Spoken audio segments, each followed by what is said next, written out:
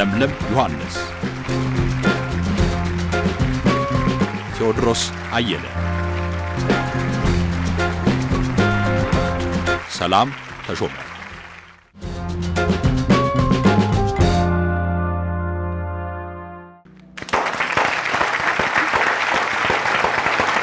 እንኳን አደረሳችሁ ተመልካቾቻችን። ቤታችሁ ሆናችሁ ለምትከታተሉን እዚህም ላላችሁ ለሁላችሁም እንኳን አደረሳችሁ። እንኳን አደረሳችሁ። ማምሻችን ጀምሯል። ክቡራን ተመልካቾቻችን የትንሣኤ በዓል ያማረ የተወደደ እንዲሆንላችሁ ተመኘን። በማምሻ ደግሞ ለዛሬ ያለውን ርዕሰ ጉዳይ ይዘናል። ከዛ ቀደም ግን አድርገን እንኳን ምትል ነበር ግቢ አይ በቃ ጀምረሻል። ዛሬ አደረሳችሁ ነው ለብርሃነ ትንሣኤው በሰላም አደረሳችሁ።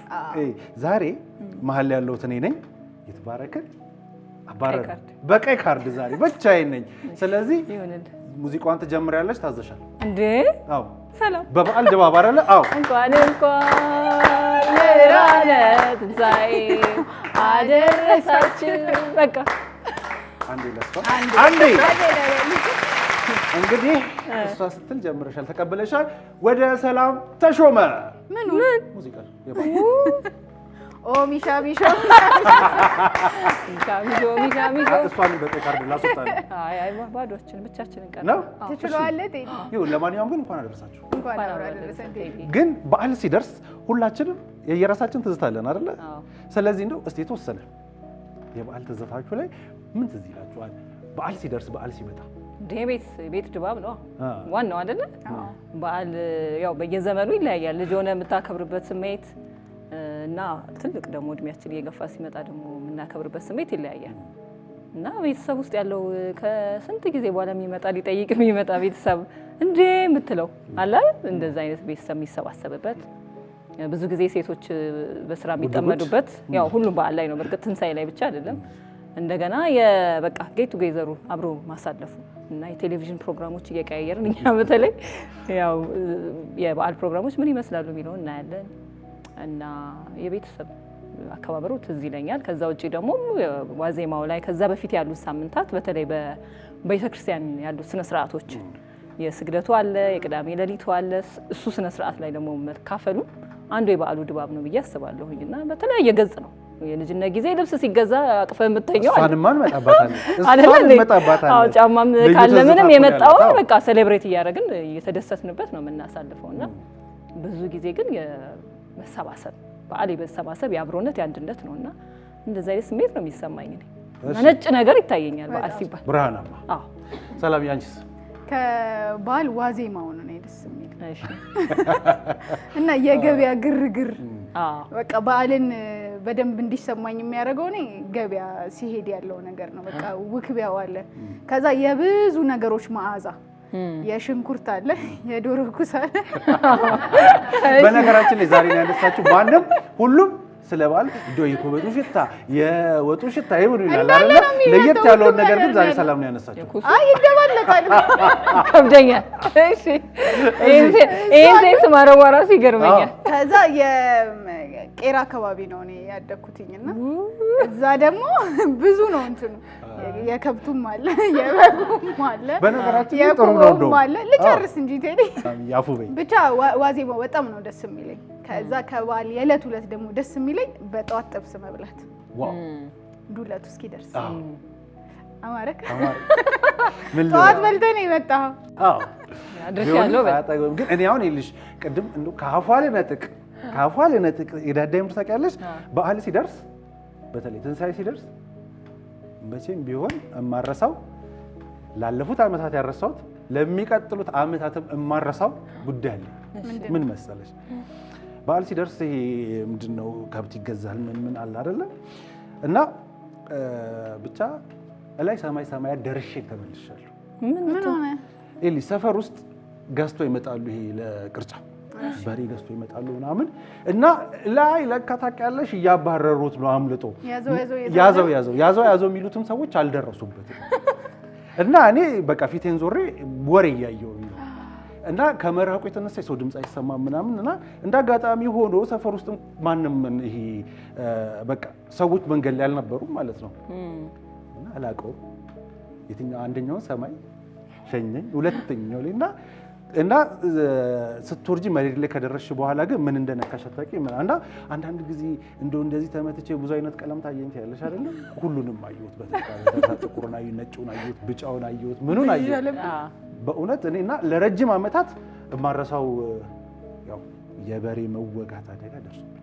ለምን ተጠጋንክ ታዲያ? ቤት ገባ ብለህ ያው በዓል ነዋ እንዴ ስንቱን ትባያለሽ ምናምን ጠገነት ያለሽ ግን በሬ ወቅቶች አይደርስብሽ። እውነት ነው ከባድ ነው። ያየው ሰው ከባድ ነው። ቀምሰሽዋል? አይ የቀመሰ ሰው ለማንኛውም ተመልካቾቻችን ለትንሳኤ በዓል እንደው የተወሰነ መንደርደሪያ አደረግን በዓሉን የሚመለከት ጉዳይ። ዛሬ ላይ በማምሻችን ግን ልናወራበት ልንወያይበት የወደድነው ርዕሰ ጉዳይ ምክር በሁላችን ሕይወት በሁላችን መንገድ ውስጥ የራሱ የሆነ ዋጋ አለው። በምክር ብዙ ያተረፍን ልንኖር እንችላለን። በምክር ደግሞ ምናልባት የከሰርን ልንኖር እንችላለን። ስለ ምክር እንወያያለን፣ ስለ ምክር እናወራለንና በዚህ ጉዳይ ላይ ደግሞ የምንጋብዘውም ሰው አለ።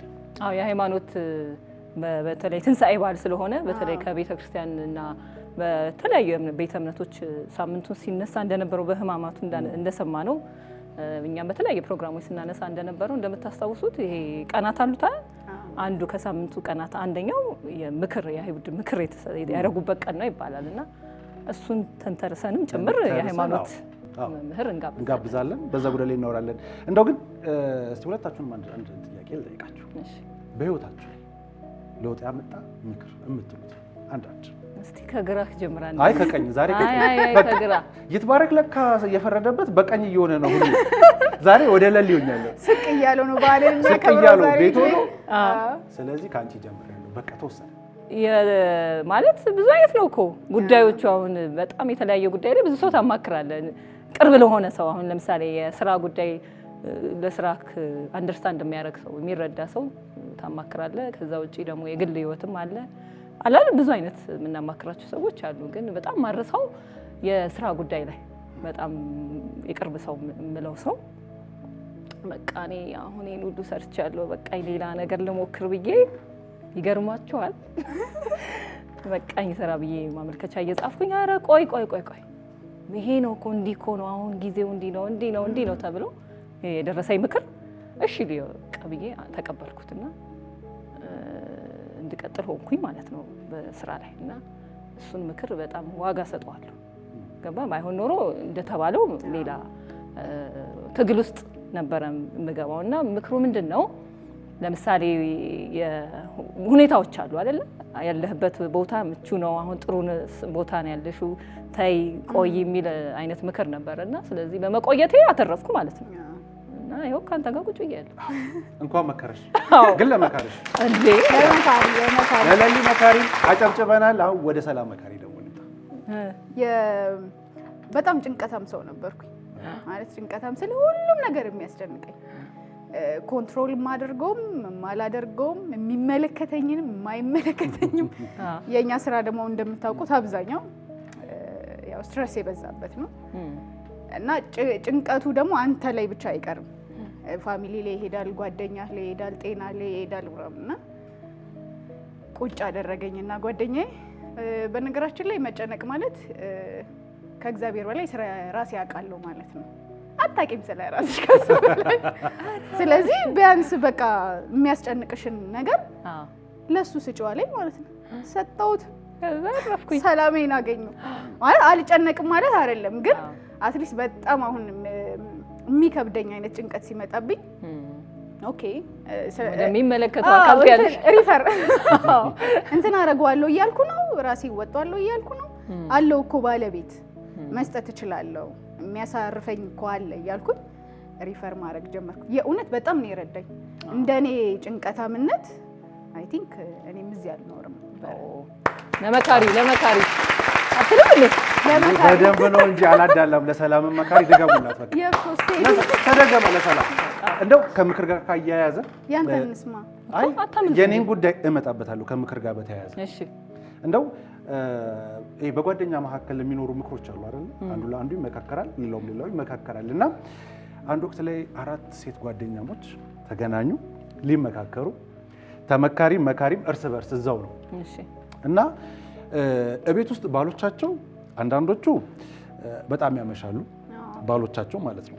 ያንዳንዶቹ ደግሞ ጭራሽ እቤት ውስጥ በቃ ያለው ብቻ ቁጣውም አለ። አንዳንዱ ጋር ደግሞ መተጋገዝ ስራ ላይ የለም። ቁጭ ብሎ ይመካከራሉ። በቃ ከዛሬ በኋላ ትሄጃለሽ ስራ እኔ እናንተ እኩል ነው እዚህ ቤት መስራት ያለብን። አንተ ትሰራለህ፣ እንደዚህ ታደርጋለህ፣ እኔ እናደርጋለሁ። ይሄ መልካም። ከዛ በኋላ ሌላኛውም ደግሞ ካመሻ ከኔም አመሻለሁ፣ ከተቆጣኸኝ ደግሞ እኔ ብሳለሁ። በቃ ይሄንን ሄዳችሁ ለባሎቻችሁ ነገሩ ተነጋገሩ። ተገናኙ ድጋሚ አራቱም ሴቶች ማለት ነው። እሺ አሁን እንዴት ነው ለውጥ መጣው ሲባል አንደኛው ይገርምሽ የመጀመሪያ ቀን ለውጥ አላየሁበትም፣ ሁለተኛውም ቀን ለውጥ አላየሁም። በሶስተኛው ቀን ተነሳ፣ ቤቱን አስተካከለ፣ አሰማመረ ሲባል በቃ አጨበጨቡላት። ሁለተኛው እንዴት ነው ስትባል በቃ በመጀመሪያ ቀን አላየሁም፣ በሁለተኛው ቀን አለ፣ በሶስተኛው ቀን አየሁኝ ለውጥ ምናምን ተባለና የሶስቱም ጥሩ ለውጥ አመጣ። የአራተኛውን ለመስማት ሁሉም ጓጉቷል። እቺ ሲያንቺ ሲባል የሚገርማችሁ አለች የመጀመሪያው ቀን ለውጥ አላየሁም ማለት ነው። ሁለተኛውም ቀን ለውጥ አላየሁም። ሶስተኛው ቀን ግን ትንሽ እብጠቷ ስትቀንስ እናውን ለውጥ አየሁኝ። አዎ ይሄ ከምክር ጋር በተገናኘ ለበጎ ምክር ሄደሽ የምታገኝበትና በህይወትሽ ላይ ለውጥ የምታመጭበት አለ።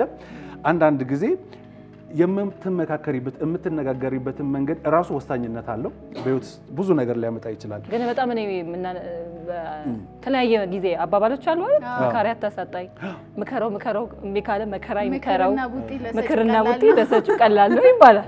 እና ልክ አሁን እንዳለው ማለት ነው እኮ በጣም ብዙ አይነት ህይወታችን ውስጥ የወጣ ወረዳችን ውስጥ የመካሪ ዋጋ በጣም ትልቅ ሆኖ ነው የምናገኘው። ወይ መንገድሽን ያቀናል ወይ ይሰብረዋል።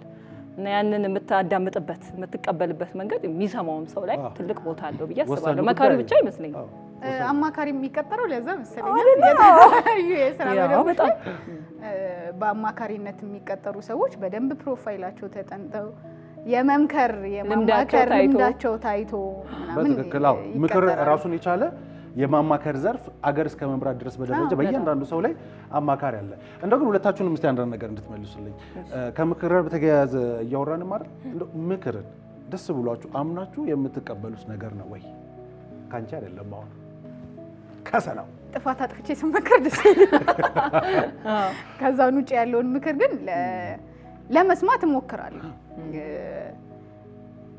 ቅድም ስናነሳ ነበር አይደል? የምንመከርበትና የምናማክረው ይሹ እንደምትቀበለው ይለያያል። አምኜ የምሰማቸው ምክሮች አሉ። ከዛ መካሪው እንደዚህ እያልኩ ማልፋቸው ምክሮች አሉ። ግን እሰማለሁ። አደርገዋለሁ ማለት ግን አይደለም። ሁሉንም ምክር ሰሚያለሽ? እሰማለሁ። ልዩነቱ ከዛ ውስጥ መርጦ መስማቱ ነው። ምን ወስጄ የምተገብረው አለ ላይፌ ላይ አይ ጥሩ ምክር ነበር ብዬ የምተውም አለ። እሺ እኔም እሰማለሁ ምክር በእውነት ግን አንዳንድ መካሪ እሱ ያለው እንድታደርግለት ይፈልጋል። እሱ ያለው ነገር ትክክል ነው ብሎ ስለሚያስብ ወይ አማራጭ አድርጎ ያቀረበልን ነገር ለምሳሌ ቅድም ያነሳነው የስራ ጉዳይ አለ። እኔ ያነሳሁት እኔ እንዲህ ነው የምፈልገው፣ አይ ይሄ ነው ኦፖርቹኒቲ፣ ይሄኛው ነው የሚሻለው፣ ግን አልተገደድኩም ማለት ይሄ ነው እድሉ። ማሳመን ካሳመነ ትቀበለዋለህ ነው። እና አንዳንድ መካሪ ይጭንብሃል። አይ ይሄን ካላረግሽ በቃ አለቀልሽ፣ ይሄ ነው እኔ የማውቀው ስላንቺ የሚል አይነት ከሆነ ሚዛኑን መጠበቅ ያለብን እኛ ነን ብዬ አስባለሁ። እንደዛ ካልሆነ ግን በጣም እሰማለሁ። የሚያኮርፉ ብዙ አማካሪዎች ካላረከው ብየው ብሎ ይተርትባል። አንተ እንደመከሩክ ወዲያው ተግባራዊ እንድታደርግ ይጠብቃሉና አንተ ካለ ነገር ጋር አስበህ አሰልተህ ምናምን ያን ምክር ልተገብር። ምክር ራሱ ግን ለምንድን ነው የሚረዝመው? አሁን ስለ ምክር ብጠይቅኝ እኔ ከምክር ጋር በተያያዘ አትወድም? አዎ ይቅርታ እስከዛሬ መከራችሁኝ አንዱን ተግባራዊ ያደረከው ማለት ነው። ለምን መሰለሽ እኔ ምናልባት የአጋጣሚም የምንም ጉዳይ ሊሆን ይችላል ምክሮች ይረዝሙብኛል። ምናልባት ሁሉም ሰው የየራሱ በህይወቱ የየራሱ መንገድ አለ። እጥር ያለ ምጥን ያለ ነገር የመስማት የአድማጭነት መንገድ ልትቆጠብ ትችላለች። የምታጥር ፍሬም ያላት የሆነ የተቀነበበ ነገር ልትወጂ ትችላለች።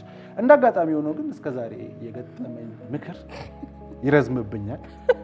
ቴክኒካል ነገር ነው። በጣም ታዳምጣለህ ማለት ነው። በቃ እሺ ምክር እንድሰማ የሚያደርግህ አምስት ነጥቦችን እነግርሃለሁ። ከልምድ እና አናቴን በመወዝወዝ የምጨርስበት አጋጣሚዎች አሉ። የምክሩ መርዘም ምክሩ የሚሰጥበት መንገድ የየራሱ መልክ አለው። ምክር የሚሰጥበትና እኔ የገጠመኝ ምክር ምናልባት ያጠፋው ጥፋት ሊሆን ይችላል። ይሄ በቁጣና በምክር መሀል ያለ ድንበር አለች አይደል? በዛ መልክ መቀበሌ ነው እና ደግሞ መገሰጽ እስከሆነ ለምሳሌ ምክሩ ከመገሰጽም ደግሞ ያልፋል። አንዳንዴ በቃ በጣም ጥቃት ሊሆን ይችላል፣ የነበረበትን እልሁንም ይወጣብን ሊሆን ይችላል፣ እንዲያርገ እያለም ሊሆን ይችላል እና ወቀሳ ደረጃ ከደረሰ ምክር አንለውም እና ያንን በቃ ለመቀበል ምንድነው ጉልበት አይኖርህም።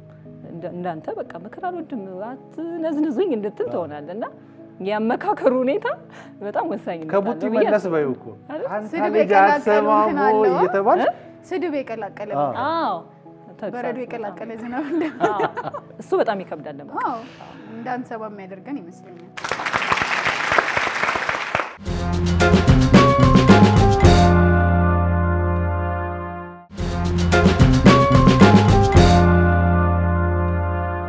ክቡራን ተመልካቾቻችን ተመልሰናል። ከኛ ጋር ስላላችሁ እጅግ በጣም እናመሰግናለን። ባነሳነው ጉዳይ ላይ ደግሞ እንግዳ ጋብዘን ቆይታ ልናደርግ ነው። ዲያቆን አቤል ካሳሁን ይሳኛል። ሰባኪ ወንጌል በጸሐፊነቱም ደግሞ እናውቀዋለን። በተለይም ደግሞ ቅዱስ ጳውሎስ የተሰኘው መጽሐፉን በቅርቡ ለንባብ አብቅቶ በብዙዎች ዘንድ ተቀባይነትን ያገኘ ነው። እንግዳችንን እንቀበሏል።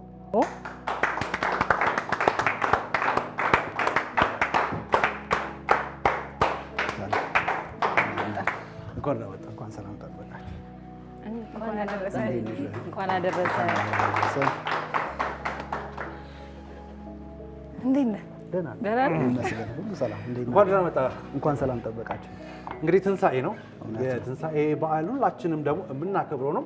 የትንሣኤው ዋጋንም ደግሞ ያየንበት የተገለጠበት ነውና እንደው ለመግቢያ የምትሆነን አንድ ጉዳይ እናንሳ። የትንሣኤ ዋጋ ትንሣኤ እንግዲህ ትንሣኤ በቤተክርስቲያናችን የበዓላት ሁሉ ራስ ተብሎ ይጠራል። እንግዲህ ትንሣኤ ስላለ ነው ቤተክርስቲያን የኖረችው ሃይማኖታችንም ራሱ የኖረው እና ቅዱስ ጳውሎስ እንደሚናገረው ክርስቶስ ከሞት ባይነሳ ኖሮ እምነታችን ከንቱ ነበር ይላልና እምነታችን በራሱ የኖረው ቤተክርስቲያን ዛሬ የኖረችው ስብከቱም ሁሉ ነገር አገልግሎት ሁሉ የኖረው በትንሣኤ ምክንያት ነው። ትንሣኤ የበዓላት ሁሉ ራስ ነው ተብሎ ይጠራል። የእኛም ተስፋችን የተረጋገጠበትም ጭምር ነው እና ክርስቶስ አስተምሮ በመስቀል ላይ ሞቶ ቢቀር ኖሮ እኛ ዛሬ እሱ ያለ ነገር ለመቀበል ለመስማት በጣም ነበር የምንቸገረው እና የክርስቶስን በራሱ የትምህርቱን ኃይል ያየነው እሱንም ለመከተል በራሱ የወደድነው ከሞት ስለተነሳም ጭምር ነው እና ትንሣኤ በቤተክርስቲያን ጌጥ ነው፣ የቤተክርስቲያን ጌጥ ነው ይባላል። ኧረ አንተን ደግሞ ትንሽ ንገረን እንጂ አቤል። እኔ ለትንሣኤ ሲመጣ በጣም ማድረሳው የልጅነት ሊሆን ይችላል ወይ በጣም ሁሌ የምታደርገው በዓል ሲመጣ በራስ እና ደስ የሚል ነገር ምን ነው? የትንሣኤ ዕለት እንግዲህ ብዙ ጊዜ እኔ እዚሁ ሀገር ውስጥ ነው ማከብረው። በቅዳሴው ያው ሌላ ጊዜ እንደምታዩት በዓላት ሲከብሩ ብዙ ጊዜ ቅዳሴው ቀን ላይ ነው የሚከናወነው። የትንሣኤ ግን ቅዳሴ ማታ ነው የሚሆነው እና ቅዳሴው ብቻ ሳይሆን ደግሞ ማህሌትም ጭምር አለ እና ከማህሌቱ ጀምሮ ነው ስርዓቱ ትንሽ ይለያል። ጧፍ በርቶ የትንሣኤውን ብርሃን ለእኛም እንዲልክልን እየተማጸን ነው የምናመሰግነው እና እነሱ ከልጅነት ጀምሮ ያደግንበት ስለሆነ ውስጤ ይቀራሉ እና ብዙ ጊዜ ትንሣኤ ሲባል እሱም ትዝ ይለኛል። ተያይዞ ያው ቀዳም ስዑር አለ አይደለ? ጾም አለ፣ ቤተክርስቲያን ነው የምንውለው ምናምን እና እነዚህ ነገሮች አብረው ይመጣሉ። ህማማት ላይ አሁን እኔ በጣም ትዝ የሚለኝ ከትንሣኤ በፊት ያሉ ሳምንታት በባዶ እግር መሄድ ብዙ ጊዜ ልጅ ሆነን እንደዛ አድርገናል አይደል? አዎ በቃ በጣም ክሎዝ እንደሆነ እንዲሰማን ቅርብ እንደሆነ እንዲሰማን እንደዛና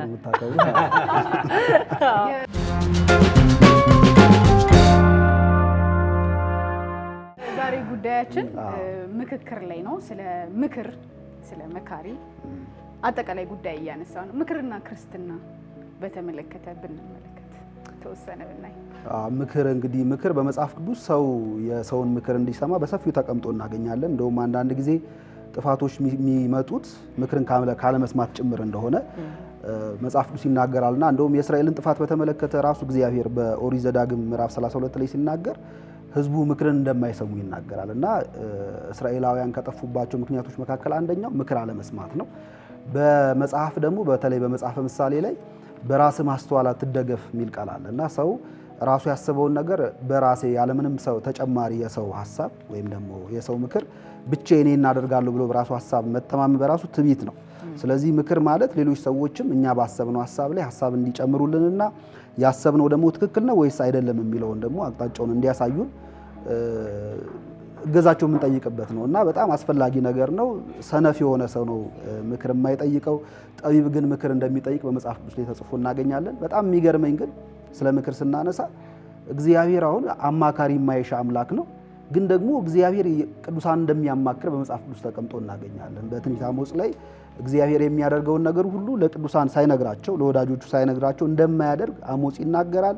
በኦሪት ዘፍጥረት ምዕራፍ 19 ላይ ስናነብ ደግሞ ምዕራፍ 18 ተጽፎ እናገኛለን። እግዚአብሔር ለአብርሃም በሶዶም ሀገር ሊያደርግ ያለውን ነገር አስቀድሞ ሲነግረው እንዲህ ላደርግ ነው ብሎ ሲያማክረው እንመለከታለን። ቅዱስ ሚካኤል የምክሩ አበጋዝ ነው። መልአከ ምክሩ ለልዑል ተብሎ ይጠራል። የእግዚአብሔር የምክሩ አበጋዝ ተብሎ ይጠራል እና መናብርት የሚባሉ መላእክት አሉ። መናብርት ማለት የሚቀመጡ ማለት ነው።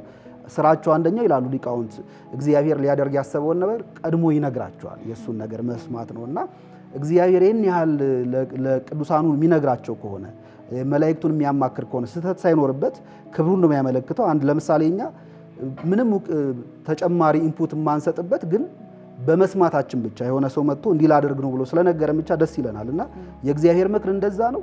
እግዚአብሔር የዚህን ያህል ቅዱሳኑን ቅርብ ካደረገ ለሰዎች የሚያማክር ከሆነ ሰዎች ደግሞ የበለጠ ደካሞች ስለሆኑ ምክር ያስፈልጋቸዋል። በነገራችን ላይ ግን እንደው ዛሬ በዓል ላይ ነው የምንገኘው፣ የትንሣኤው ዕለት ነውና በመንፈሳዊ ዓለም እናያለን፣ በህይወታችን በራሳችንም ደግሞ ወረድ አድርገን እያንዳንዳችን በግለሰብም ደረጃ እያየነው ነው። እዚህ ውስጥም ደግሞ ተመልካቾቻችን አሉ። ጥያቄ ይኖራል። አዎ ካላችሁ ደስ ይላል። ከተመልካቾቻችን ጥያቄ ምክር አንዳንድ ቦታ ላይ ኃጢአት የሚሆንበት ጊዜ አለ።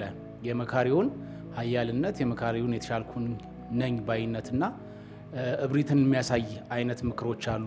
ምናልባት እንደዚህ አይነት ምክሮች አሁን ካነሳ ነው ሀሳብ በተቃራኒ የሚቀመጡበት ቦታ አለ። ከተሳሳትኩ እታረማለሁ። ቆንጆ ጥያቄ ነው። እንግዲህ በመጽሐፍ ቅዱስ ሁለት አይነት ምክር እንዳለ መጽሐፍ ቅዱስ ይነግረናል። አንደኛው የሚጠቅም ምክር አለ፣ የጠቢባን ምክር ተብሎ ይጠራል። ሁለተኛው ግን ክፉ ምክር ደግሞ የሚባል አለ።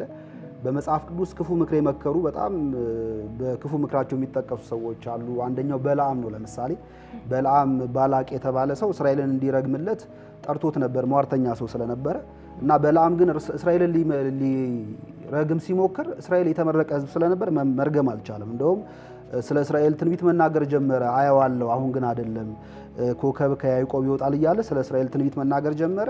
እኔ እርገምልኝ ስለተመርቃችኋለሁ ሲለው መርገም አልችልም፣ ግን ህዝቡ የምታጠፋበት ሌላ ምክር ልምከርህ ብሎ ህዝቡ የሚጠፋበትን ምክር መክሮ ተሳክቶለታል በትክክል። እና በለዓም ክፉ ምክር ይመክር የነበረ በመጽሐፍ ቅዱስ የተጻፈ ሰው ነው። ከበለዓም ውጭ በጣም ሌሎችም ብዙ አሉ። ለምሳሌ አቤሴሎም አንድ አማካሪ ነበረው እና በጣም የሚገርመኝ እንደውም ይህ አማካሪ ለአቤሴሎም ምክሩን ከመከረው በኋላ ኩሲ የተባለ ሰው ተነሳና የእሱን ምክር የሚሽር ሌላ ምክር ነገረው ለአቤሴሎም። የዚህኛውን ሰው ምክር ስለተወ ምክሩ ስላልተሰማለት በገዛ እጁ ራሱን አንቆ እንደገደለ መጽሐፍ ቅዱስ ይናገራል። የተናገርኩት ለምን አልተሰማም ብሎ ማለት ነው። እና በመጽሐፍ ቅዱስ እንዲህ አይነት ሰዎች አሉ። ሮብዓምን ማንሳት እንችላለን። ሮብዓም የሰሎሞን ልጅ ነው። ሮብዓም ከሰሎሞን በኋላ የነገሰ ሰው ነው። ሮብዓም ከነገሰ በኋላ የሰሎሞንን አማካሪ ሽማግሌዎችን የእስራኤልን ጉባኤ ሰብስቦ ምን ላድርግ ብሎ ጠይቆ ነበር እና እነሱም እንግዲህ አባትህ ሸክም አጽልቶብን አክብዶብን ነበር፣ ስለዚህ አንተ ሸክሙን አቅልልን፣ ለዚህ ህዝብ እንደ ባሪያ ከሆንክለት በገርነት የምታናገረው ከሆነ ህዝቡ ደግሞ ዘመኑን ሁሉ አንተን እንደ ባሪያ ያገለግልሃል መልሶ ብለው ነግረውት ነበር። እሱ ግን የእነሱን ምክር ተወና ጓደኞቹን ጠራ፣ አብረውት ያደጉትን ጠራ። ምን ላድርግ አላቸው። እንዲህ ብለህ ንገራቸው፣ የኔ ትንሿ ጣት ከአባቴ ወገብ ይልቅ ትሰፋለች። አባቴ በጅራፍ ነበር የሚገርፋችሁ፣ እኔ በጊንጥ ገርፋችኋለሁ በላችኋለሁ። ይሄን ይዞ በጊንጥ ገርፋችኋለሁ፣ አስጨንቃችኋለሁ፣ ሸክም አበዛባችኋለሁ አላቸው። በዚህ ምክንያት ከ12ቱ ነገደ እስራኤል 11ዱ አንገዛልህም ብሎ አመጸበት። በአንዱ ነገር ላይ ብቻ እንደነገሰ ተጽፎ እናገኛለን። እና እንደዚህ ክፉ ምክር የሚመክሩ በመጽሐፍ ቅዱስ የተጻፉ በጣም ብዙ ሰዎች አሉ።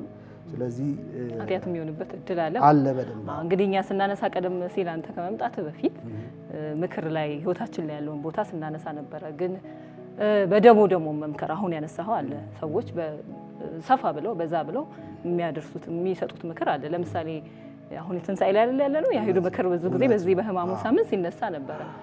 እንደገና መጽሐፍ ቅዱስ ላይ ምስጉን ነው በክፉዎች ምክር ያልሄደም የሚል አለ አይደል? ስለዚህ የክፉዎች ምክር የደቦ ምክር እንዴት አይነት ዋጋ አለው? በተለይ ከአይሁድ ጋር ከትንሣኤ ጋር እያይዘህ ብታነሳው ጥሩ ይመስለኛል። በጣም ጥሩ ነው። በዚህ በመጽሐፈ ምሳሌ ምዕራፍ 1 ቁጥር 10 ላይ ኃጢአተኞች ሲያባብሉ እሺ አትበል የሚል ቃል አለ እና ኃጢአተኞች ሲያባብሉ ማለት ሲመክሩ እሺ አትበል የሚል አለ እና ቀጥሎ ይዘረዝረዋል። ኃጢአተኞች እንዴት ነው የሚያባብሉት? ደም እናፍስስ ሲሉ፣ በንጹህ ላይ እንሸምቅ ሲሉ እሺ አትበል እያለ ሰሎሞን ይናገራል ነው እና በመጽሐፍ ቅዱስ እንግዲህ ካየናችሁ ክፉ ምክሮች መካከል አንደኛው የአይሁድ ምክር ነው። እንግዲህ ሲናሃንድሪ የሚባል ጉባኤ የነበራቸው ትልቅ ሸንጎ ነው። በውስጡ 72 አባላት ይኖሩበታል። ሙሴ ያቋቋመው የነበረው ሸንጎ ነው እና ይህን ሸንጎ ግን ብዙ ጊዜ እስራኤላውያን ክፉ ለማድረግ ነበር ይጠቀሙበት የነበረው። ከክፎች ሁሉ በላይ የከፋው ደግሞ ክርስቶስ ላይ የመከሩበት ምክር ነው እና በሰሙነ ሕማማት ዕለተ ረቡዕ ምክረ አይሁድ ተብሎ ይጠራል። አይሁድ ክርስቶስን በሴራ ለመያዝ የተማከሩበት ቀን ነው እና ከዚያ በፊት በጣም ብዙ ጊዜ ተማክረዋል። በወንጌል ላይ ተቀምጦ እናገኛለን። አንዴ ተሰብስበው ክርስቶስን ለመያዝ ሲሞክሩ እንደውም ኒቆዲሞስ የተባለ የዚያ የሸንጎ አባል ሕጋችን አንድ ያጠፋን ሰው መጀመሪያ ጠርቶ ከሱ ምን እንዳጠፋ ሳይሰማ መፍረድን ይፈቅዳሉ ሕጉ ብሎ በትኖታል። ጉባኤውን በትኖት ነበር እና ብዙ ጊዜ ይሰበሰቡ ነበር። ግን በዚች በምክረ አይሁድ ተብላ በምትጠራዋ በረቡዕ ዕለት ክርስቶስን ለመያዝ በአንድ የተስማሙበት ቀን ነው እና አይሁድ በደቦ በጣም ይማከሩ ነበር። እሱ ብቻ አይደለም። በነገራችን ላይ በሐዋርያት ሥራ ደግሞ ምዕራፍ 7 ላይ ተጽፎ እናገኛለን። ምዕራፍ 6 እና 7 ላይ እስጢፋኖስን ስብከትና ሞት የምናገኝበት ነው እና ምዕራፍ 7 ላይ እስጢፋኖስ ወደ አይሁድ ሸንጎ የቀረበው በክስ ነው እና ሸንጎ ራሱ የተሰበሰበው እስጢፋኖስን ለመግደል አልሞ ነበርና ስብስባቸው የደቦ ሰዎችን የማጥቃት የመግደል እንደሆነ መጽሐፍ ቅዱስ ይነግረናል። መካሪዎቻችንን ታዲያ እንዴት እንመረጥ? ደግሞ ወደኛ ህይወት እናምጣውና አይደለ? ብዙ አይነት ምክር አለ፣ ብዙ አይነት መካሪ አለ። አሁን ላይ እንደውም በጣም ሰፊ ስራ ሆኗል አይደለ? ሰው መምከር፣ ሼር ማድረግ። ግን በዚህ ሁሉ ነገር ውስጥ መካሪዎቻችንን እንዴት ነው መምረጥ ያለብን?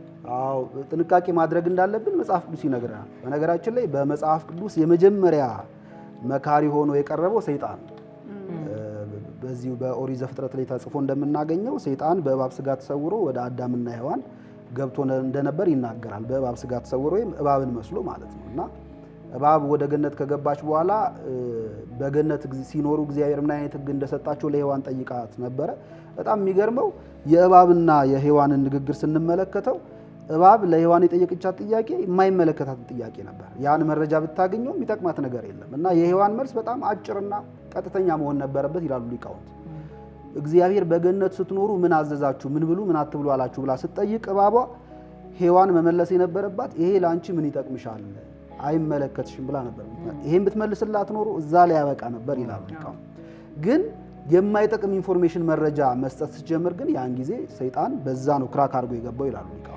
ስለዚህ ሰው አማካሪውን መምረጥ አለበት ሲባል የሚያማክረን ሰው ወይም የምናማክረው ሰው ምን አይነት ሰው ነው? ችግራችንን ብንነግረው የሚፈታልን ነው?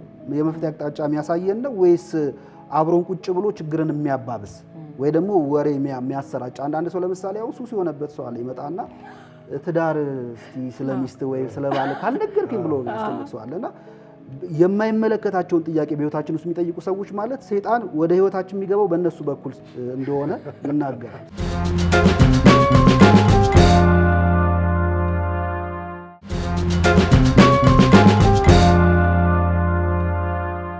አንድ ጉዳይ ማንሳት ፈለጉኝ። ሁሉም ነገር ለምክር ይበቃል ወይ ወይም ደግሞ እያንዳንዱስ ነገር ለአማካሪ ይሰጠዋል ወይ? ቦታና ሰው መምረጥ ይጠበቅብናል። በተለይ እንዲህ የውስጣችንን አውጥተን የምንነግራቸው ሰዎች ላይ መጠንቀቅ ይገባናል። ለምሳሌ አንድ ሰው በሃይማኖት ከሆነ ድክመቱን መናገር ያለበት ለንስሐ አባቱ እንደሆነ ነው የሚነገረው። ምክንያቱም ንስሐ አባቱ ሁለት አገልግሎቶች ይሰጡታል። የመጀመሪያ የኃጢአት ስርየት እንዲያገኝ ያደርጉታል። ሁለተኛ ደግሞ ቴራፒም አለ፣ ያማክሩታል። ይሄን ድክመትን ለመቅረፍ እንዲህ ማድረግ አለብህ ብለው ይነግሩታል። እና በጣም ብዙ ጊዜ ግን እኛ የምንሸወደው ድክመቶቻችን የምንናገረው መፍትሄ ለሚሰጡን ሳይሆን ቁጭ ብለው አብረውን ወሬውን ለሚያዳምቁ ሰዎች ነው ብዙ ጊዜ መናገር የምንወደው። እና ጥንቃቄ ማድረግ ያስፈልጋል። ምንን መቼ ለማን እናካፍል የሚለው ላይ በጣም በጣም ጥንቃቄ ማድረግ ያስፈልጋል። አንዳንዴ ደግሞ በተለይ ምክር የምንቀበልበትን መንገድ ደግሞ ብናየው ጥሩ ነው። ተቀባዩ ራሱ አሁን ግደል ሂድ ሲባል ወይ አሳልፈ ስጠኝ ሲባል ይሁዳ በቃ ተመክሮ ተቀብሎ ሄድ አይደለ? እነዛ እና የተቀባዩም ጋር በጣም ቦታ ያለው ይመስለኛል። በማይመለከተው ጉዳይ ቅድም ያነሳኸው ማንኛውም ሰው መጥቶ አስተያየት ሲሰጥ የምትቀበልበት መንገድ ህይወትን አቅጣጫ ሊያስቀይር ይችላል። እና ተቀባዩስ እንዴት ይቀበል? መመርመር አለበት ነው። ቅድም እንዳልነው ነው። አሁን ሔዋን ያቺ እባብ መጣችና ቅጠል ብትበሉ አምላክ ትሆናላችሁ የሚል ሐሳብ ነበር የነገረቻት የነበረውና ሐሳቡ በጣም ከባድ ነው። በነገራችን ላይ ቅጠል በልታችሁ አምላክ ትሆናላችሁ ማለት አንደኛ እናንተን የፈጠራችሁ እግዚአብሔር ነው የሚለው ራሱ እግዚአብሔር የሆነው ከዕለታት አንድ ቀን ያን ቅጠል በልቶ ነው የሚል ሐሳብ አለው። ሁለተኛ ደግሞ በቃ ቅጠል በመብላት አምላክ መሆን ይቻላል፣ ይህን ያህል ቀላል ነው የሚል ሐሳብ ነው ያለበት እና ሔዋን ማድረግ የነበረባት ምንድነው? ቅጠል በልቶ አምላክ መሆን የሚቻል ከሆነ አንደኛ ለምንድን ነው አንቺ እስካሁን ድረስ አምላክ ያልሆንሽው? ሁለተኛ ደግሞ መጀመሪያ ቢና አምላክ ስትሆኝ አይቼ ከዛ ደግሞ እኔ ቀጥዬ እበላለሁ ማለት ትችል ነበር እና ይሄን ሁሉ ሳትጠይቅ ነው ሔዋን ቀጥታ ሄዳ ዕፀ በለሱን የቀጠፈችው። ስለዚህ አንዳንድ ሰዎች የሚነገራቸውን ነገር ለማድረግ የሚቸኩሉ ሰዎች አሉ። ያ የሚነገራቸውን ነገር ከማድረጋቸው በፊት ግን መጀመሪያ ማረጋገጥ ያለባቸው ነገር ምንድነው? ምክሩ ከማን ነው የመጣው? ሁለተኛ ደግሞ ይሄ ምክር ቫሊድ ነው ወይስ አይደለም፣ ይሰራል ወይስ አይሰራም የሚለውን በጣም ማጤን ያስፈልጋልና ምክርና ቡጢ ለሰጪው ቀላል ነው ይባላል። አንዳንድ ሰው እሱ የማያደርገውን ነገር ዝም ብሎ ይጭናል። የኛም ሊቃውንት ምን ይላሉ? ባልዋጁበት ጣት የዘንዶ ጉድጓድ ይለኩበት ይላሉ። እና አንድ ሰው የራሱ እጅ ካልሆነ የዘንዶ ጉድጓድ ምን ያህል ነው ርቀቱ እስኪ ለካው ብሎ በሰው እጅ ለመለካት ይሞክራል። ስለዚህ በተቻለ መጠን ምክር የሚሰጡም ሰዎች የተፈተነ በተግባር የታየ ቢሆን ጥሩ ነው። ብዙ ጊዜ በስነ ልቡናው የሚመጡ ምሳሌዎች አሉ። አንድ የቻይልድ ሳይኮሎጂ ያጠና ሰው ወላጆችን ሰብስቦ ስልጠና ይሰጥ ነበርና ስልጠና ሲሰጥ አንድ ወላጅ ልጁን በሚገባ ለማሳደግ ሊከተለው የሚገባ 10 ህግጋት 10 ኮማንድመንትስ ብሎ ስልጠና ይሰጥ ነበር እና ይህ ሰው በኋላ ሲያገባ ከ10 ወደ 8 ቀነሰ። ከዛ ደግሞ አንድ ሲወልድ ወደ 5 አደረገው። 2 3 ከደገመ በኋላ 1 አደረገው። ለምንድን ነው? ሲያየውና ሳያየው ሲገባበትና ሳይገባበት ሁለቱ በጣም ነው የሚለያየውና ጥንቃቄ ማድረግ ያስፈልጋል። ግን እንደው እንትኗ ላይ እዚች ጋር ከመካሪው ጋር በተገናኘ አንዳንድ ጊዜ በምክርና በቁጣ መካከል ያለ ድንበር ይጠፋል። እንደው ጉልበት ይቀላቀላል። እንደው ነግሬ ካለው አትሰማም ወይ ተብሎ ከዛ በኋላ እንደው የተቀባዩ ስነ ልቦና ራሱ ያላማከለ ምናልባትም እሱ ጥሩ ደረጃ ላይ ደርሶ ሊሆን ይችላል ያ መካሪው በህይወቱ። ነገር ግን የዛን ሰውዬ ጉድለት እየነገሩ መምከር አለ። እንደው በቁጣና በምክር መካከል ያለን ድንበርስ እንዴት ከስነ ልቦና አንፃር እንዴት ነው? ምክር ማለት በነገራችን ላይ ቃሉ የግዕዝ ነው። ምክር ማለት ሐሳብ ማለት ነው። ስለዚህ አንድ ሰው የሆነን ሰው መከረ ማለት ሐሳብ፣ ተጨማሪ ሐሳብ ግብአት ሰጠው ማለት ነው እንጂ ተቆጣው ማለት አይደለም። ቁጣና ምክር በጣም ይለያያል። ብዙ ጊዜ እኛ እንደተባለው የሆነ ሊመከር የሚመጣን ሰው የመገሰጽ በጣም ኃይለ ቃላትን የመጠቀምና የማስደንገጥ አባዜ ያለብን፣ ይሄ ትክክል አይደለም ይባላል። ምንድነው ዝናብ ይዘንባል አይደል? ለተክሎች ዝናብ ያስፈልጋቸዋል። ዝናብ ግን አብሮ ከመብረቅ ጋር ነው የሚመጣው። ስለዚህ ሲዘንብ አብሮ መብረቅ አለው። ምክር እንደዛ ነው። ምክር ማለት ሰዎች እንዲያድጉ ራሳቸውን እንዲለውጡ በሰዎች ላይ የምናፈሰው የሐሳብ ጠል ነው፣ ውሃ ነው።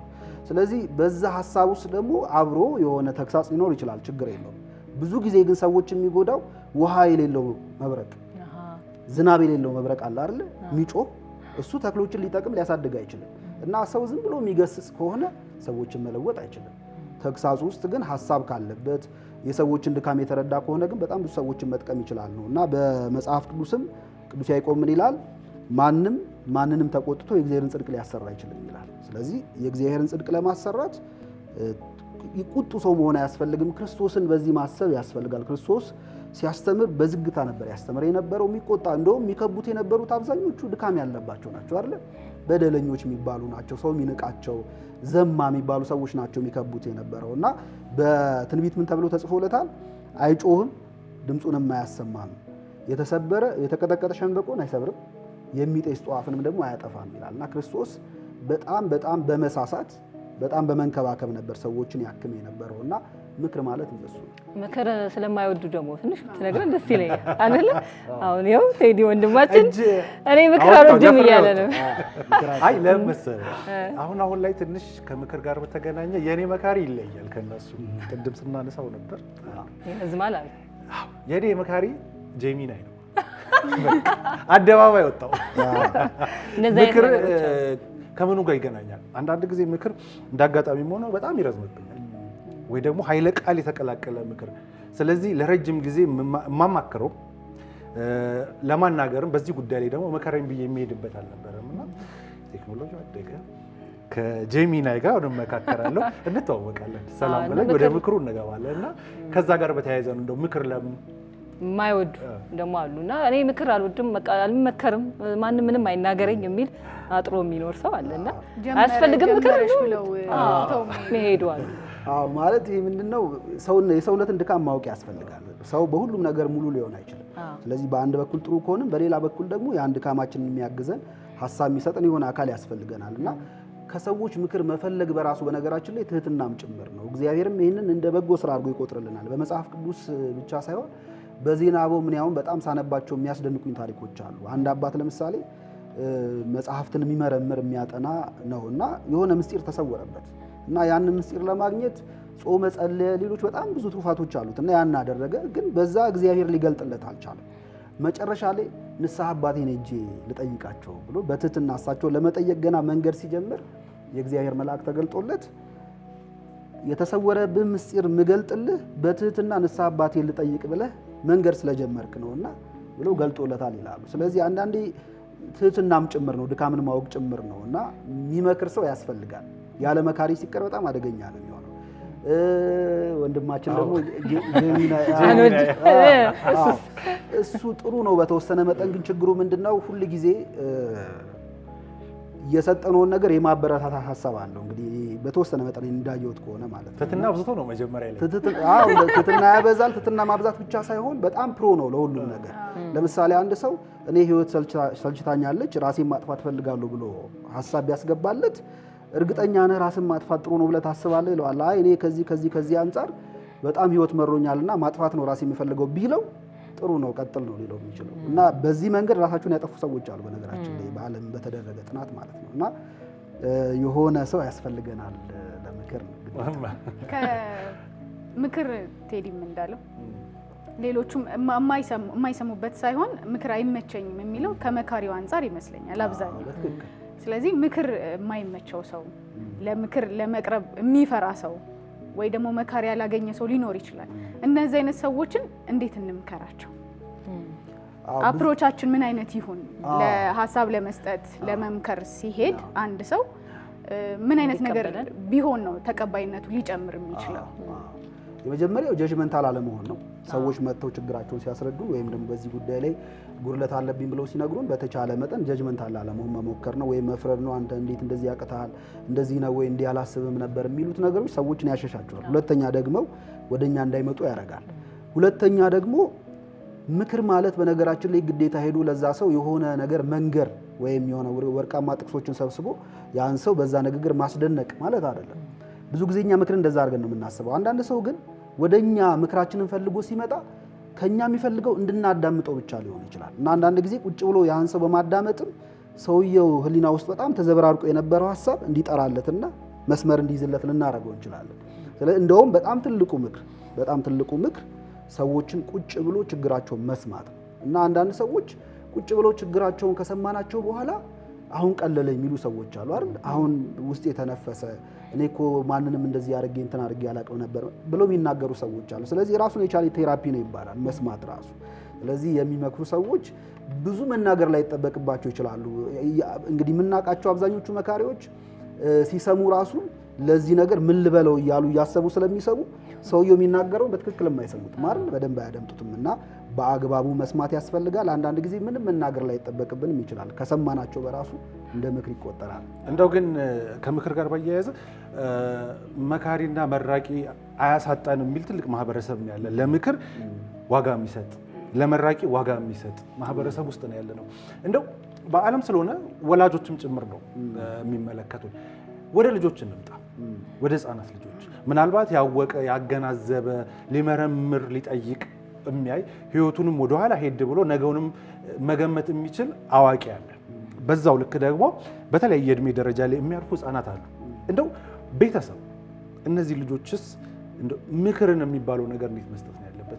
ምክንያቱም የእያንዳንዳችን ልምድ አለ እዚህ ላይ ባለፍንበት መንገዳችን ላይ ምክር የተቀበልንበት መንገድ አለና እንደው ቤተሰብ ልጆቹን አንድ ጉዳይ ላይ አንድ ሀሳብ ላይ ሲመክር በምን አይነት መልኩ ነው መምከር የሚገባው? ምንስ ማገናዘብ አለበት? አንደኛ እድሜያቸውን ማገናዘብ ያስፈልገዋል። ልጆች በራሳቸው ቋንቋ ነው ሊነገራቸው የሚገባው። ስለዚህ ለነሱ ማስተላለፍ የምፈልገውን ቋንቋ በእነሱ ልክ በጣም ሲምፕል ማድረግ ይጠበቅብናል። የመጀመሪያው እሱ ነው። ሁለተኛ ልጅነታቸውን ያገናዘበ መሆን አለበት በራሱ ምክሩ። ብዙ ጊዜ እኛ ህፃናት እንደ አዋቂ እንዲሆኑ እንፈልጋለን። ለምሳሌ ቤት ውስጥ እጃቸውን አጣምረው ልክ እንደኛ ቁጭ እንዲሉ ምናምን እንፈልጋለን። በጣም ህፃናት ይሆኑት እና እንደዛ ማድረግ አይችሉም። ህፃናት ገና ነው፣ በጣም ኪሪየስ ናቸው። ብዙ ነገሮችን ዲስከቨር ለማድረግ የሚንቀሳቀሱ ናቸውና ሬስትለስ ናቸው ህፃናት እንደሚታወቁት። ስለዚህ የእነሱንም ራሱ እድሜያቸውን ያገናዘበ ምክር መስጠት ያስፈልጋል። ሶስተኛ ግን ህፃናትን ምክር ማለማመድም ጥሩ ነው። ብዙ ጊዜ እኛ አንተ ጎበዝ ነህ፣ በርታ፣ ምንም ከእንትናም አታንስም ምናምን ነው የምንላቸውና ያ ሌሎች ሰዎችን እንዳይሰሙና እኔ የሰው መጨረሻ ነኝ ብለው እንዲያስቡ ያደርጋቸዋል። ስለዚህ ህፃናት ቤት ውስጥ ካሉ ሃይራርኪውን ጠብቆ ታላቅ ሌሎቹን እንዲመክር ከሱ በኋላ ያሉት ደግሞ ሌሎቹን እንዲያግዝ እንዲመክር እያደረጉ ህፃናትን በጥቂቱ እንደዚህ ማለማመድ ይቻላል። ትንሳኤ ላይ ስለሆንን ያለ ነው እንደው የምክር ጉዳይ አንስተን የአይሁድን ምክርም እንደዚህ ከህይወታችን ጋር አገናኝተን ያነሳ ነውና ሳት መክረን ብትሄድ እኮ ጥሩ አይደለም። በዓሉ ጋር አያይዘን በተለይ እንደ መጨረሻ ሐሳብ እንገረንና በዓሉ እንዴት ከትንሳኤ ጋር በተገናኘ እንዲህ ቢሆን የምትለውም ካለ መጀመሪያ ማለት ተመልካች እሺ ማይክ መመከር አለባቸው ብዬ የማስባቸው ሰዎች አሉና እግረ መንገድ ልትመክር ከሆነ እነሱንም ልትመክርልኝ። ቀደም ሁሉም ተነስቷል። ጊዜ፣ ሰዓት፣ ቦታ አለው ምክር። ምን አይነት ምክር ነው ማዳመጥና ወደ ህይወታችን መውሰድ ያለብን የሚለውም ተነስቷል። አንዳንድ መካሪዎች አሉ። እንደ ምሳሌ አድርጌ ልንገራችሁና ለምሳሌ አንድ ሴት ትዳር መስርታ ረጅም ዓመት ኖራ ግን መውለድ አልቻለችም። ከሰው መሀል ተሰባስባ ስለ ትዳሯ ስለ ቤቷ ስታወራ ሰንበዲ ይነሳና ግን ለምንድን ነው የማትወሉት? ውለጅ እስኪ ጊዜሽ አለፈ እኮ።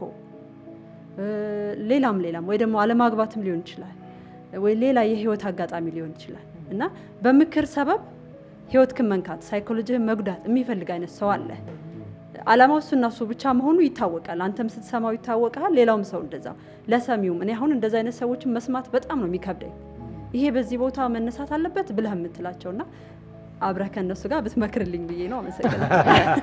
ትልቁ ምክር አይ ቆንጆ ሀሳብ ነው። ያው እስኪ ምከረን ተብሎ ሰው በነገራችን ላይ መምከር የለበትም። ትንሽ አይደል ዊርድ ነው ይሰማል ለዚህ ስሜት። እዚህ በእኛ ቤተክርስቲያን መጽሐፍ ፊልክሲዩስ የሚባል መጽሐፍ አለ እና እዛ መጽሐፍ ላይ ርዕሶች አሉት። ከርዕሶቹ መካከል አንደኛው ምከረኝ ሳይሉት ስለሚመክር ሰው የሚል ርዕስ አለ እና አንዳንድ ሰው ምከረኝ ተብሎ ሳይጠየቅ ለምክር ራሱን የሚያዘጋጅ ሰው አለ እና ከእንደዚህ አይነት ሰው ቢመክር እንኳን ምንም ረብ አይገኝም፣ ጥቅም አይገኝም ምክር ውስጥ ይላል። ምክንያቱም ይሄ ሰው ለመናገርና በቃ ሰዎችን እንዲያድርጉ ለማለት ካለው ጉጉት የተነሳ እንጂ ያ ሰው በዚህ ሰዓት ይሄ ምክር ያስፈልገዋል ወይስ አያስፈልገውም፣ ጠይቆኛል ወይስ አልጠየቀኝም ብሎ ሳያገናዝብ ነው ምክሩ የሚሰጠው። እኔ እንደዚህ አይነት መካሪዎች ስመለከት ትዝ የሚለኝ የኢዮብን ይመክሩት የነበሩ ጓደኞቹ ናቸው። ኢዮብ ጓደኞች ነበሩት እና በታመመ ጊዜ መጀመሪያ የመጡት ኢዮብን ሊያጽናኑት ነው የመጡት። ሊያጽናኑ የመጡ ሰዎች ናቸው በኋላ መካሪ ሆነው የተቀመጡት እና መጀመሪያ ሲያዩት አልቅሰው ነበር። በራሳቸው ላይ ትቢያ አመድ እየነሰነሱ ልብሳቸውን እየቀደዱ አብረው ታዝነው ነበር። በኋላ ግን 7 ቀን ከእርሱ ጋር ቆዩና በሰባተኛው ቀን ኢዮብ መናገር ሲጀምር ያን ጊዜ ኢዮብን መምከር ጀመሩ እና ምክራቸው ግን በጣም አደገኛ ነበር። እንደውም ኢዮብ በኋላ እናንተ የምታደክሙ አጽናኞች ብሎ ጠርቷቸዋል። የምታደክሙ አጽናኞች። አጽናኝ እኮ ሊያበረታ ነው እንጂ ሊያደክም አይደለም ስራ። ግን እነዚህ ሰዎች ምክራቸው ስላደከሙት ነው እና ምን ይላቸዋል ቀጥሎ? ዝም ብትሉ ዝምታችሁ ጥበብ በሆነላችሁ ነበር ይላል። እና አንዳንድ ሰው ከሚመክር ይልቅ ዝም ቢል ጥበብ የሚሆንለት ሰው አለ አይደል? ምን አለ እንደው አፉን ዝም ቢያደርግ የሚባል ሰው አለ። ስለዚህ እንደዚህ አይነት ሰዎችም አሉና ስንናገር በሰው ፊት ሀሳብ ለመስጠት ስንሞክር ሰዎቹን አንዳንድ ጊዜ በምንሰጠው ሀሳብ ልናቆስላቸው እንደምንችል ማሰብ ይጠበቅብናልና ኢዮብን ይመክሩት የነበሩት ጓደኞቹ ይህ ሁሉ መከራ የመጣብህ በኃጢአት ነው እያሉ ሊያሳምኑት የሞከሩት። እግዚአብሔር ግን በኋላ ኢዮብን ከፈወሰው በኋላ እነሱም ለእግዚአብሔር መስዋዕት ሊያቀርቡ ሲፈልጉ የእናንተን መስዋዕት አልቀበልም ነው ያላቸው። የእግዚአብሔር ቁጣ ነደደባቸውና ለምን እንደሆነ ሲነግራቸው ምን አለ? በባሪያዬ በኢዮብ ላይ ቅን ያልሆነን ነገር ተናግራችኋልና ነው ያለው። ቅን ያልሆነ ማለት እሱን እኮ ኃጢአትህ ነው ንስሐ ግባ ነው ሲሉት የነበረው። ይሄ ከላይ ሲታይ ቅን ይመስላል አይደል? ግን ኢዮብን በጣም የሚያቆስል ስለነበረ ቅን ያልሆነ ነገር በማለት እግዚአብሔር ሲናገር እናገኘዋልና አንዳንድ ጊዜ መውለድ ጥሩ ነው፣ ግን መቼም ሰው ሳይፈልግ እንትን አይልም። ሚኖር ይኖራል፣ ግን አብዛኛው ሰው ደግሞ ካገባ ልጅ መውለድ ይፈልጋል እና ሁኔታዎች፣ አንዳንድ ጉዳዮች ምናምን ሊያዘገዩት ይችላሉ እና ይህን ሰው ሄዶ ለምን አትወልድም ማለት ቅን ያልሆነ ንግግር እና የእግዚአብሔር ቁጣ በጣም ይነዳል በዚህ እና ጥንቃቄ ማድረግ ያስፈልጋል። መልካም እንግዲህ እኛም ተመክረናል። እኔም ጄሚኒ ብያታለሁ። ለማንኛውም ክቡራን ተመልካቾቻችን ምክር ብለን በዛሬው ጉዳያችን ላይ ምክር በህይወታችን ምን ይመስላል፣ በእያንዳንዳችን ህይወት እንዴት ባለ መልኩ ነው መሆን ያለበት የሚለውን ተመልክተናል። ዲያቆን አቤል ካሳሁንን ጋብዘናል። በጣም ስለመጣ አብረን ቆይታ ስላደረክ ግን እናመሰግናለን። መልካም በዓል ይበል እንጂ በሱ ግን መልካም በዓል እንዴ ወይኔ ልበላ ምከርልኝ። ለማንኛውም መልእክትን እስቲ እንዲህ በዚህ አስተላልፍ። የኢትዮጵያ ኦርቶዶክስ ተዋሕዶ ቤተክርስቲያን አማኞች እንዲሁም በመላው ዓለም ያላችሁ ክርስቲያኖች እንኳን ለበዓለ ፋሲካ በሰላም አደረሳችሁ ማለት ፈልጋለሁ። መልካም ተመልካቾቻችን፣ ቤታችሁም ላላችሁ እዚህም ላላችሁ በድጋሚ እንኳን አደረሳችሁ። መልካም የትንሣኤ በዓል እንዲሆንላችሁ እንመኛለን። ጤና ይስጥልኝ።